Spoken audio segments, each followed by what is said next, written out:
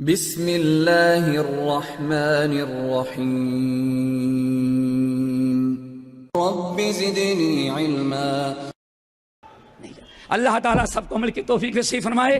ہم نے تھوڑا سا وقت زیادہ لیا، لیکن آخر میں یہ بات پھر بھی بتا دیتے ہیں دوستو کہ عظمت صحابہ یہ کانفرنس اور اس سرزمین بامبے میں انشاءاللہ الحمدللہ آج نہیں، قرن اول سے سن لینا، قرن اول سے نبی علیہ السلام کے انتقال فرمانے کے 5 سال گزر رہے تھے اس سرزمین بامبے میں مسلمانوں نے عظمت رسول کا جھنڈا گاڑا۔ سب سے پہلے عمر فاروق رضی اللہ تعالیٰ عنہ کے دور خلافت میں 3 صحابہ آئے، حضرت عثمان بن ابی العاص، مغیرہ بن ابی العاص، اور 3 بھائی تھے، ان کے ساتھ کچھ اور لوگ تھے۔ الحمدللہ وہ آئے تھے، صحابی تھے۔ آج لوگ کہتے ہیں اہل حدیث فتنہ ہے۔ میرے بھائیو ذرا بتاؤ، تمہاری پیدائش نہیں تھی لیکن بامبے کے سرزمین پر اللہ کے رسول کی عظمت بیان کرنے والے کون تھے؟ جب امام پیدا نہیں تھے تو اس وقت کون تھے؟ ہیں پھر تابعین کی آمد، وقت ہوتا تو بتاتا، تابعین کی آمد، یہاں تک کہ حافظ ابن حجر رحمت اللہ علیہ کے شاگردوں کی آمد، اور سب سے پہلے ہم سمجھتے ہیں، بس 2 منٹ سب سے پہلے دوستو یاد رکھو، یہ وہ سرزمین ہے جہاں ہمیشہ اہل حدیثوں نے عظمت رسول، عظمت صحابہ، توحید، اتباع سنت اور کتاب اللہ اور سنت رسول کی دعوت دی تھی۔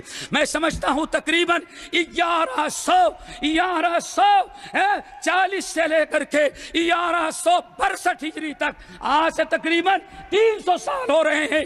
ہمارا حق ہے ہم بیان کریں۔ ہمارے ہم وطن علامہ محمد فاخر زائر الہ آبادی رحمت اللہ علیہ یہاں آتے تھے اور بامبے کے مسلمانوں کو حج میں جانے کے پہلے یہاں ٹھہرتے تھے اور حج کے واپسی میں ٹھہرتے تھے۔ اس سرزمین پر برابر انہوں نے عظمت رسول کا جھنڈا گاڑا اور دعوت دیا۔ ان کے جانے کے بعد پھر ذرا سن لو، تقریباً 1821 ہجری عیسوی کے اندر ہمارے ہم وطن، اسی لیے جو ساتھی پرتاپ گڑھ کے موجود ہیں، الہ آباد کے موجود ہیں، ان کے لیے بڑی خوشخبری کی چیز ہے کہ ان کا حق ہے کہ اس جماعت اہل حدیث کے لیے اپنی جان، اپنا مال، اپنا وقت، اپنا علم سارے قربان کر دیں۔ کیوں؟ دوسرا مرد مومن 1821 عیسوی میں جو یہاں آیا تھا وہ الہ آباد موائمہ کے رہنے والے علامہ سید عبداللہ جھاؤ میاں رحمت اللہ علیہ تھے، جنہوں نے 1821 میں بنگالی مسجد کے بنیاد رکھی اور یہاں رہ کر کے انہوں نے دعوت و تبلیغ کیا۔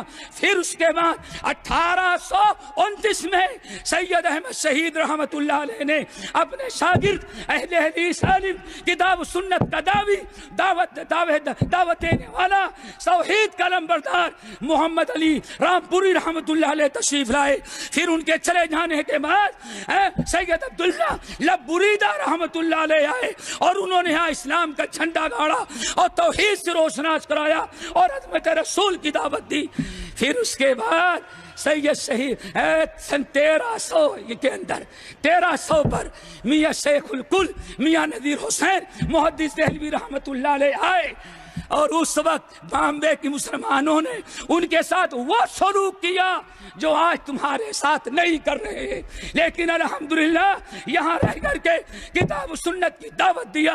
اور جانے کے بعد حج سے لوٹے تو مولانا رضوان اللہ اپنے شاگرد کو یہاں بھیجا اور انہوں نے رہ کر کے جماعت قائم کی۔ آج الحمدللہ ان اکابر کی برکت ہے کہ پورے بامبے میں کتنی مسجدیں ہو گئی؟ اللہ، پورے بامبے میں 150 مسجدیں ہیں اہل حدیث جماعت کی۔